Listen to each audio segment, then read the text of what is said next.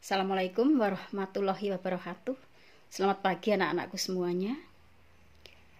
Marilah kita lanjut ke mata pelajaran kita PPKN pada bab 3. Ini berarti bab yang terakhir di semester ganjil ini atau semester 1 di kelas 9 ya.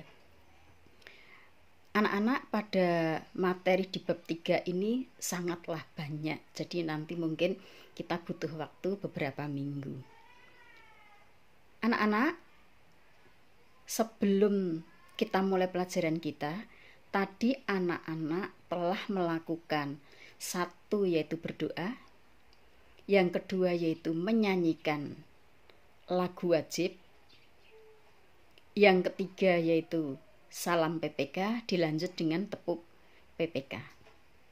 Nah, sekarang langsung kita masuk ke materi pelajaran kita, yaitu bab 3 yang judulnya adalah Kedaulatan Negara Kesatuan Republik Indonesia, atau kalau disingkat Kedaulatan NKRI. Anak-anak, untuk saat ini yang kita pelajari adalah tentang hakikat dan teori kedaulatan.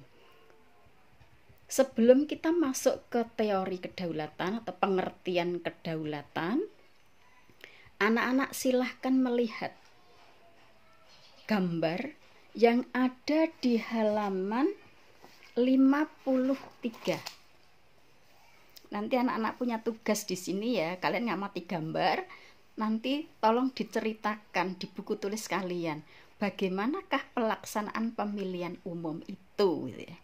Nah, diamati dulu. Anak-anak mengamati, setelah mengamati langsung kita masuk ke yang pertama, yaitu pengertian kedaulatan. Anak-anak, kedaulatan itu, materi kita ini ada di halaman 53 sampai dengan halaman 92. Sangat banyak ya. Tidak apa-apa, kita selesaikan sedikit demi sedikit. Yang pertama yaitu pengertian kedaulatan. Kedaulatan itu berasal dari bahasa Arab. Ya, berasal dari bahasa Arab, dari kata daullah atau daulah gitu ya. Yang artinya adalah kekuasaan tertinggi. Sehingga pengertian kedaulatan itu adalah merupakan kekuasaan tertinggi untuk membuat undang-undang dan melaksanakannya dengan semua cara yang tersedia. Nah, kalau disingkat saja, kedaulatan itu kekuasaan tertinggi dalam suatu negara. Kekuasaan untuk apa? Untuk menetapkan suatu undang-undang. Nah, kedaulatan ini anak-anak kalau kita pelajari, ini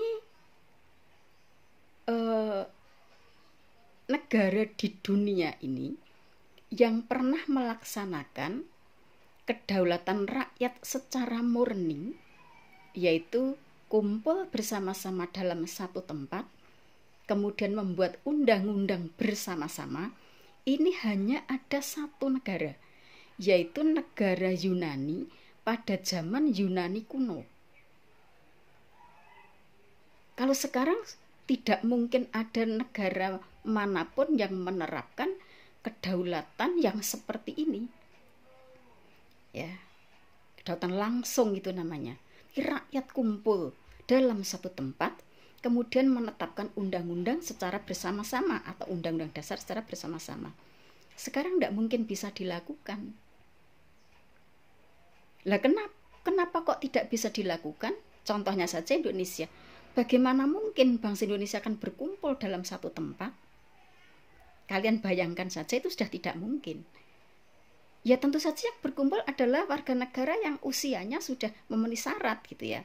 Misalnya 17 tahun ke atas. Itu kalau di Indonesia dihitung berapa juta orang gitu. Tidak mungkin akan bisa kumpul dalam satu tempat. Tapi di Yunani kuno itu pernah terjadi. Masyarakat kumpul dalam satu tempat, kemudian melaksanakan membuat undang-undang bersama-sama. Kenapa Yunani kuno bisa melakukannya? Karena pada zaman Yunani kuno, luas wilayah Yunani itu hanya sebesar kota. Ya, maka Yunani itu namanya negara kota gitu.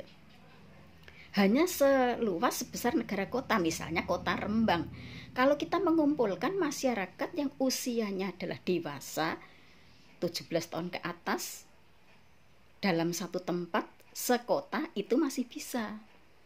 Nah ini anak-anak, maka yang pernah melaksanakan demokrasi langsung atau kedaulatan secara langsung, itu hanyalah di Yunani, di dunia ini hanya di Yunani, yaitu Yunani kuno. Kalau sekarang Yunani negaranya juga luas, tidak hanya sebesar kota gitu ya. Ini anak-anak, seandainya nanti ada pertanyaan di soal, kalian akan bisa menjawabnya, yaitu kedaulatan yang pernah dilaksanakan secara langsung, masyarakat kumpul dalam satu tempat untuk menetapkan undang-undang di dunia ini hanya terjadi pada satu kali, yaitu di Yunani kuno, karena Yunani kuno ini negaranya hanya seluas kota saja. Ya, saya rasa videonya cukup dulu, nanti Ibu lanjutkan.